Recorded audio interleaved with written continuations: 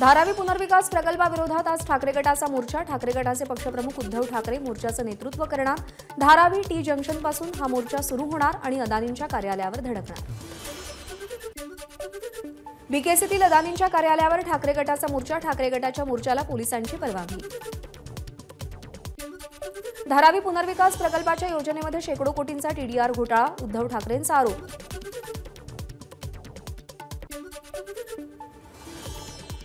TDR लॉबीच्या फायद्यासाठी सुपारी घेऊन ठाकरे गटाचा मोर्चा। उपमुख्यमंत्री देवेंद्र फडणवीसांची टीका।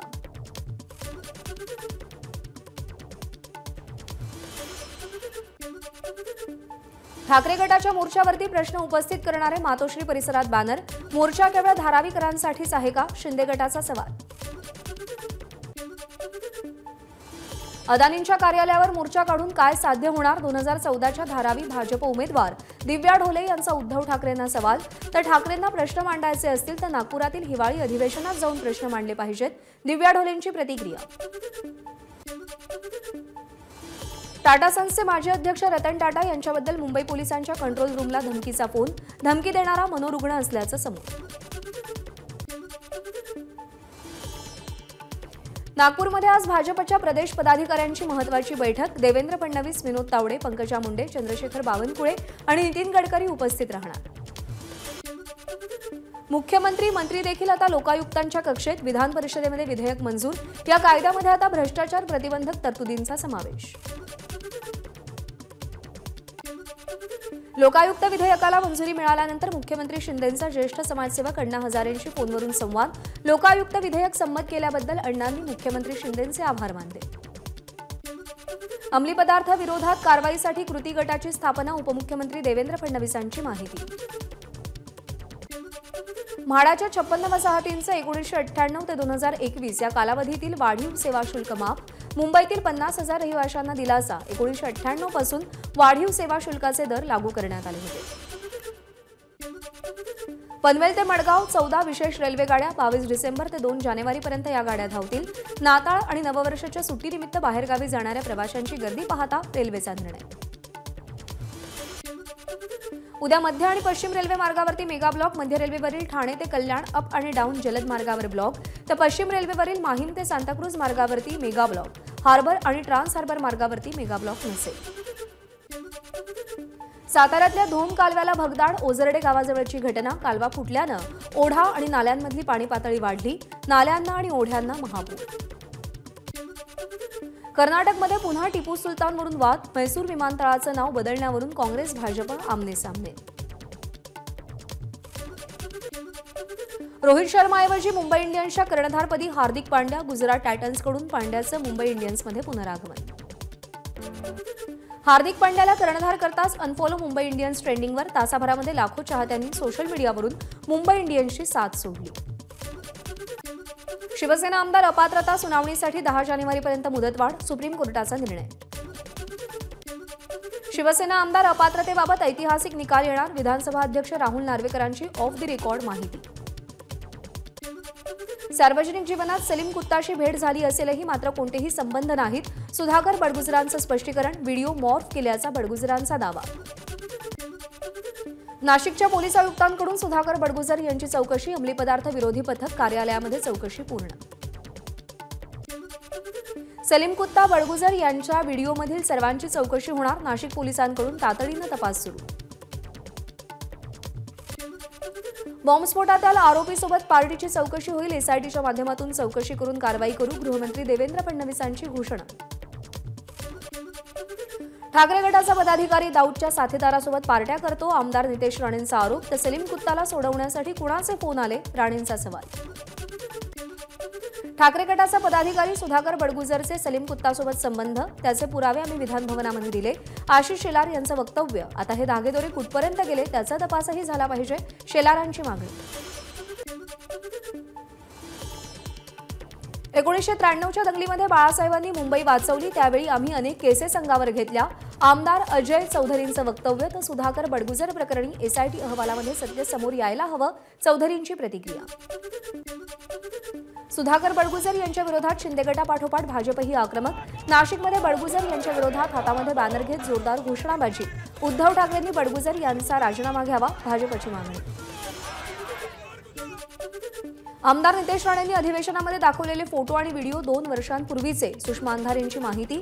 तर त्या फोटोमध्ये मंत्री गिरीश महाजन, विक्रांत चांदवडकरांचाही समावेश, अंधारेंचा दावा. नाशिकमध्ये शिवसेना ठाकरे गट आक्रमक. बडगुजरांवरती आरोप करणाऱ्या भाजप आमदार नितेश राणेंचा प्रतिकात्मक पुतळा जाळण्याचा प्रयत्न. दिशा सलियांच्या कुटुंबियांनी मुंबई पोलिसांची भेट घेतली. सखोल चौकशी करून सत्य समोर आणण्याची कुटुंबियांची पोलिसांना विनंती. आदित्य ठाकरेंची लोकप्रियता कमी करण्याचा सत्ताधाऱ्यांचा प्रयत्न. आमदार सुनील शिंदेंची टीका.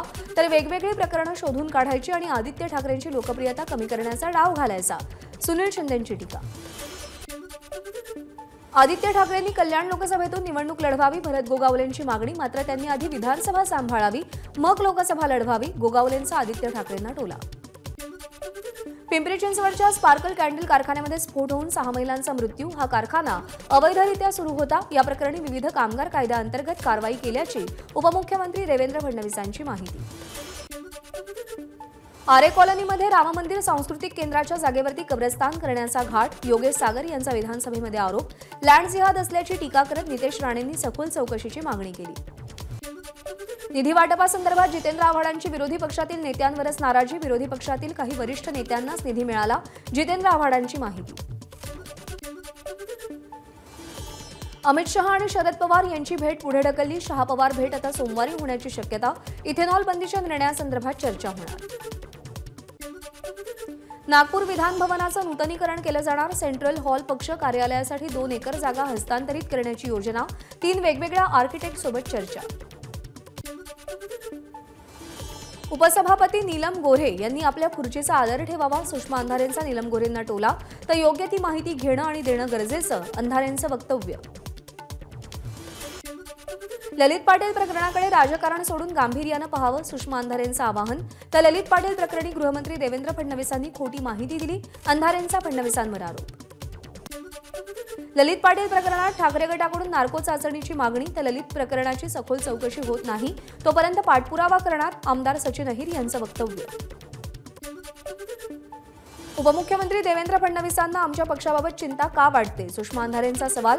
तर ललित पाटील भाजपमध्ये येणार होता याची देवेंद्र फडणवीसांना कल्पना होती, अंधारेंचा फडणवीसांनाही टोला. रायगडचं पालकमंत्रीपद आपली वाट पाहत आहे, भरत गोगावलेंचं वक्तव्य. तर अधिवेशन संपल्यावरती विस्तार होईल आणि आपण मंत्री असू, गोगावलेंचा दावा. हिवाळी अधिवेशनामध्ये राज्यहिताच्या चर्चा अजिबात होत नाहीत. आमदार रोहित पवारांची सरकारवर टीका. तर आरक्षणाबाबत 2 दिवस चर्चा झाली, मात्र चर्चेवेळी एकच मंत्री सभागृहामध्ये उपस्थित होते, रोहित पवारांचं वक्तव्य. निम्न तापी धरणाला प्रशासकीय मान्यता. मंत्री अनिल पाटील यांची माहिती. तर 4,890 कोटी रुपयांची सुधारित मान्यता दिल्याचं अनिल पाटील यांचं वक्तव्य. मुख्यमंत्री एकनाथ शिंदेंनी उद्धव ठाकरेंपुढे शरणागती पत्करावी आणि परत यावं, खासदार बंडू जाधव यांचा मुख्यमंत्र्यांना सल्ला. राज्यात यापुढे शिक्षकांच्या नियमित बदल्या होणार नाहीत, शिक्षणमंत्री दीपक केसरकरांची माहिती. तर शिक्षणाच्या गुणवत्तेचा दर्जा वाढवण्यासाठी हा निर्णय घेतला, केसरकरांचं वक्तव्य. ओबीसींची बाजू मांडताना इतर समाजाची मनं दुखावतील अशी वक्तव्य छगन भुजबळ यांनी करू नयेत, भरत गोगावलेंचा भुजबळांना सल्ला. विदर्भातील पहिली ओबीसी आणि विजेएनटी महाएल्गार सभा वर्ध्यामध्ये होणार. महाएल्गार सभेची जय्यत तयारी. ओबीसी नेते छगन भुजबळ सभेला संबोधित करणार. राज्यामध्ये नवजात बालकांच्या मृत्यूमध्ये वाढ. 16 आदिवासी जिल्ह्यामध्ये एप्रिल ते ऑक्टोबर 2023 या कालावधीमध्ये 4,324 नवजात बालकांचा मृत्यू.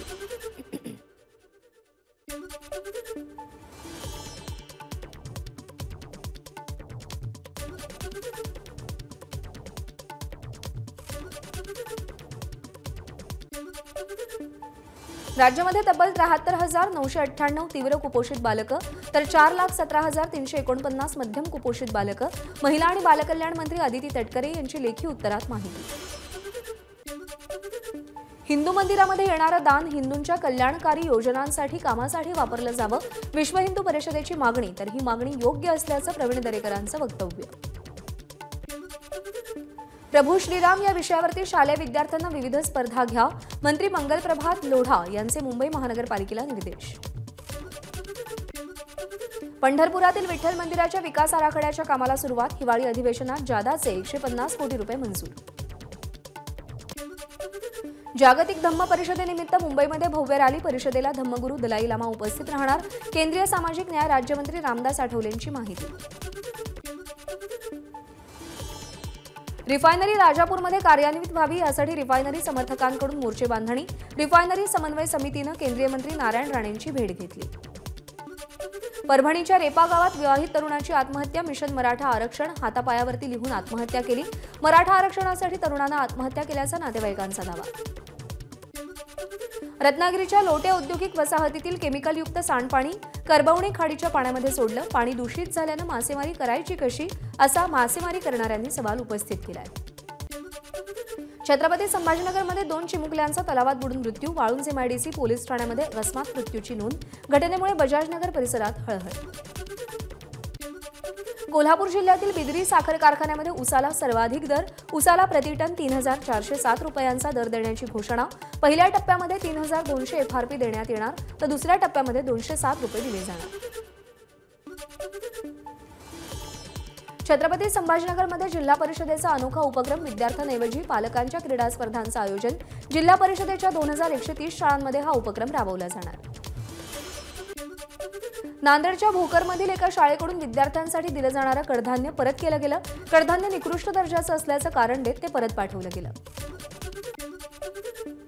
28 डिसेंबरला काँग्रेसचा स्थापना दिवस, सोनिया गांधी, राहुल गांधी आणि मल्लिकार्जुन खरगे नागपुरातील सभेला संबोधित करणार.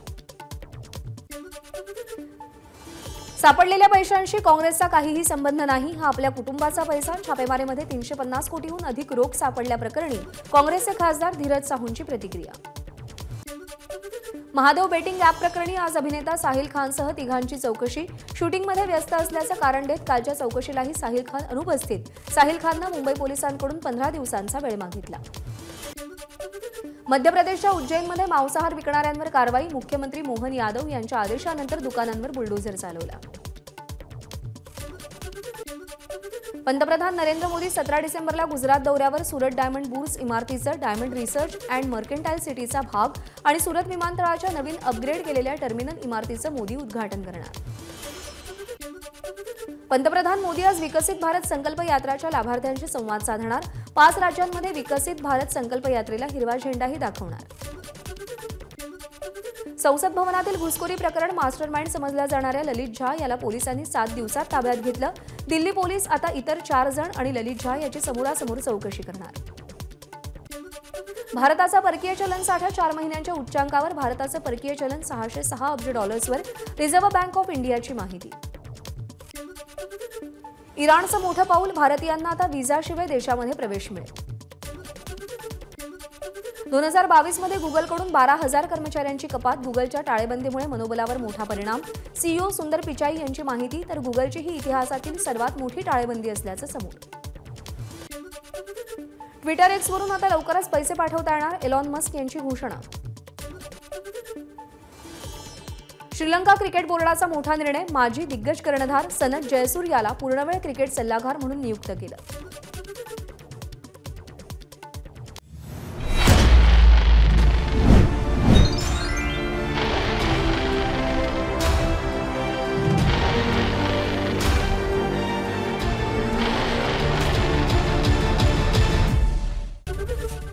एबीपी माझा, उघडा डोळे बघा नीट.